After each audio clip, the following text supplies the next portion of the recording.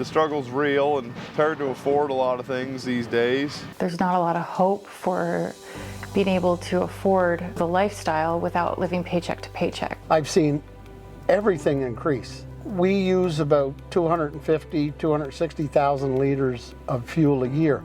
That's 20 cents a liter extra I had to pay with the carbon tax. I don't like the fact that the government's handing me out anything I want to earn because I work hard. I don't want to wait for a handout because I've been taxed so much. You know, I consider myself a blue-collar guy. I guess you would call me middle class. Just a guy with a family, and it feels like it's harder and harder to get by week to week, month to month, year to year. About over 10 years ago, I bought myself a duplex, me, my wife, and my kid. And now it's 10 years later, I have 3 kids, and the idea of buying ourselves a bigger house, a new house, is a goal that seems more and more unachievable as things go on. I work in the financial industry, and so I do see a lot of people being stretched thin, and I also see neck deep in credit. In 1998, I came west from PEI. We started a good little business in the metal recycling industry. My wife made a choice to be a stay-at-home mom so we could income split. And then the Liberals get into government and they decided that income splitting was not fair. You know, it's like every time you go into the grocery store, it's more money. You find yourself every few months, your bill gets higher and higher. It would be really nice as a working mom to be able to have the hard-earned money that you work for to cover the costs of a healthy grocery bill. The problem with the Liberals is they put everyone in the same basket.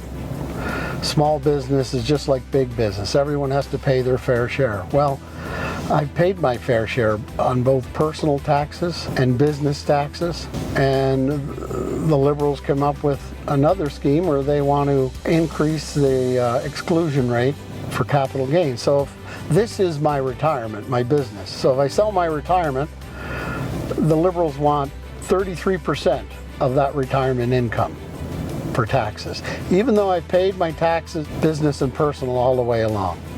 As long as the government stays the way it is, I don't see it being very easy for anybody around here.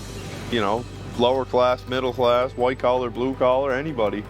You know, I know we're in a bit of a tariff situation with the US, but we've been in a bad situation long before, and it's the Liberals who've got us in that situation. Canada could be the richest country in the world if we would just use the resources we have and build our economy from the inside out. I want a government that listens to us, that sees the small business owner or the single mom or the working mom or the working dad that's working their hardest and trying to make ends meet.